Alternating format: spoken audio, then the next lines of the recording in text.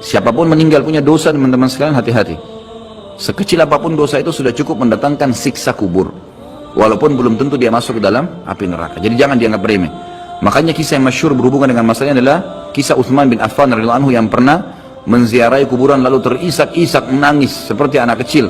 Lalu beberapa teman-temannya di zaman khilafah beliau berkata, "Wahai Amir Mukminin, kenapa anda menangis melihat kuburan? Padahal Nabi SAW sudah menjamin buat anda surga. Dan anda ini siapa? Terkenal anak mantunya Nabi SAW, ya, dapat jaminan surga. Nabi sebutkan lisannya langsung, Utsman di surga, dijamin. Bagaimana bisa anda menangis seperti ini?" Jawaban Utsman radhiyallahu anhu sangat bijak. Orang yang beriman dan berilmu punya jawaban yang tepat. Dia mengatakan, Rasulullah SAW menjamin buat saya surga, tapi tidak menjamin saya selamat dari siksa kubur. Dari mana jaminan saya disiksa dulu di kubur? Nanti saya masuk surga, betul. Tapi di kubur disiksa dulu karena masih ada dosa. Maka pemahaman yang dia keluarkan oleh para ulama tentang tadi saya bilang, dosa itu sekecil apapun sudah cukup untuk membuat adanya siksaan, gitu kan? Itu karena pernyataan Utsman bin Affan yang menyebutkan statement tadi, gitu kan?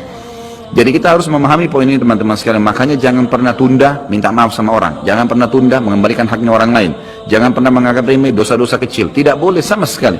Karena kita akan lihat nanti salah satu penyebab azab kubur adalah tidak cebok pada saat kencing. Masalah kecil yang dianggap kecil oleh orang, gitu kan? Banyak orang anggap remeh. Maaf, banyak saudara-saudara kita yang membawa taksi, kendaraan umum di luar sana, kemudian kadang-kadang kita lihat di pinggir jalan kebelet kencing, main mampir sembarangan saja, ya, kencing sembarangan, tidak membersihkan dirinya. Ini berbahaya, penyebab azab kubur. Kata ulama, kalau kencing saja itu sudah menjadi penyebab, bagaimana dengan buang air besar? Bagaimana dengan orang junub tidak mandi? Bagaimana dengan hal-hal yang lebih besar lagi, gitu kan? Karena memahami hukum-hukum syari seperti ini, kalau hal yang kecil saja dilarang, berarti hal yang besar lebih pantas untuk dilarang. Kalau hal kecil saja mendatangkan azab, berarti hal yang lebih besar lebih pantas mendatangkan azab. Jadi harus hati-hati, gitu kan? Kalau amal ibadah kecil kita kerjakan sudah besar pahalanya, bagaimana dengan amal yang wajib misalnya, atau amal yang besar yang kita kerjakan? Kalau umrah fadilahnya besar, berarti haji lebih besar. Kalau sholat sunnah besar, tahajud, maka sholat 5 waktu lebih besar pahalanya, dan seterusnya.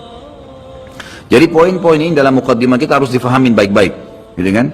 Terutama yang terakhir saya ucapkan tadi, hati-hati teman-teman sekalian. Saya juga tahu diri saya pasti punya salah, tapi saya mengajak diri saya dan jemaah sekalian untuk beristighfar kepada Allah, bertaubat.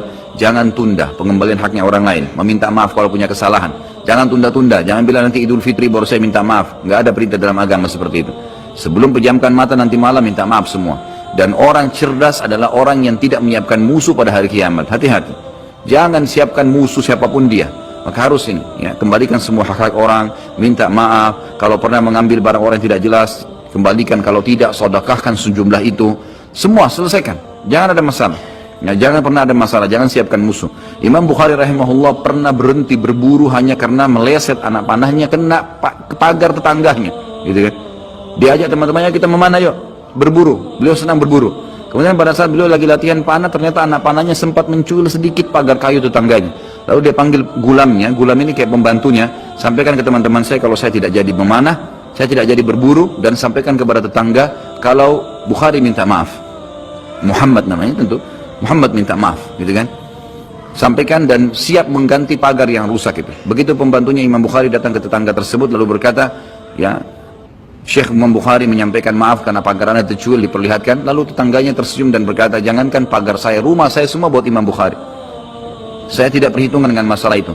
Waktu pembantunya Imam Bukhari kembali ke rumahnya, apa yang terjadi? Lihat orang soleh dan orang beriman, tahu dan yakin dengan adanya siksa dan adab kubur, tahu ada akhirat dan hisab. Maka apa yang terjadi? Imam Bukhari sujud syukur kepada Allah, kemudian bersedekah sekian ribu dirham, hanya karena tidak jadi ada musuh dari tetangga yang dia cuilkan pagarnya.